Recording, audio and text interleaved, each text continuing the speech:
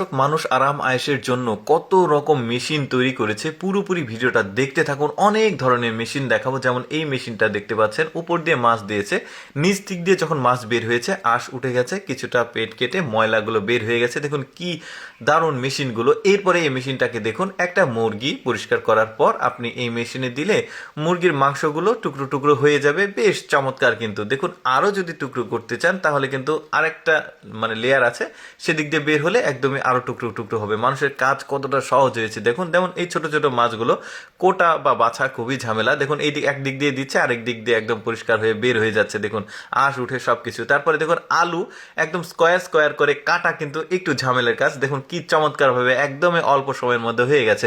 মানুষ কতটা আরামপ্রিয় হয়ে গেছে দেখতে পাচ্ছেন আপনারা।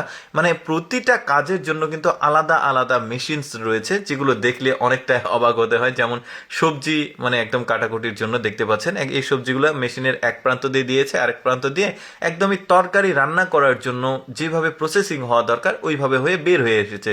তারপরে এই মাছটাকে দেখুন রান্না করে খাওয়ার জন্য, পিস পিস করার জন্য যেটা করার প্রয়োজন এই যে দেখতে পাচ্ছেন সেটা কিন্তু হয়ে গেছে। বেশ চমৎকার। তারপরে দেখুন এই আলুর ভাজি করার জন্য বা তারপরে ফ্রেঞ্চ ফ্রাই করার জন্য এই মেশিনটা, কি চমৎকার ভাবে ওরা এই মেশিনটাকে তৈরি করেছে। মানুষ আসলে কতটা আরামপ্রিয় হয়ে গেছে দেখুন। এখন আপনারা বলতে পারেন যে একটা বাড়ির জন্য এই ধরনের মেশিন নেওয়া কি খুবই জরুরি। দেখুন এটা এটা যেমন দেখতে পাচ্ছেন, এটা মাংসকে একটু স্লাইস করার জন্য এই মেশিনটা। আমি যেটা বলছিলাম যে দেখুন, ফ্যাক্টরিতে বা কোনো বড় হোটেল রেস্টুরেন্টে কিন্তু অনেক মাংস, অনেক মাছ, অনেক সবজি প্রসেসিং করার প্রয়োজন হয়। তো সেক্ষেত্রে এই ধরনের মেশিনসগুলো কিন্তু তারা ব্যবহার করে, যেহেতু একসঙ্গে অনেক কাজ করতে হয়। যেমন এইটা দেখতে পাচ্ছেন, এটাও একটা মাছের প্রসেসিং হয়ে গেছে। একটা স্পেশাল রেসিপির জন্য এই মাছের যে প্রসেসিং সেটা করা হচ্ছে।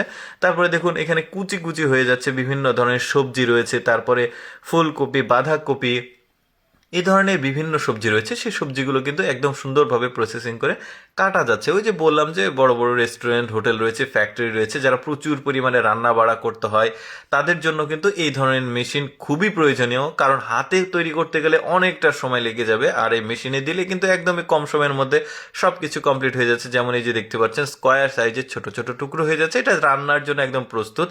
এই মেশিনটাকে আমার একটু বেশি প্রয়োজনীয় মনে হয়েছে। এটার কারণটা হচ্ছে যে একটা মাছ কিন্তু সবাই হাত দিয়ে ছেলা বা পরিষ্কার করার খুব একটু ঝামেলা মনে করে, বাট এই মেশিনটার মাধ্যমে কিন্তু খুব চমৎকার। এটা কিন্তু বাড়িতেও ব্যবহার করা যেতে পারে, যারা বিশেষ করে একটু আরামপ্রিয় মানুষ তাদের জন্য।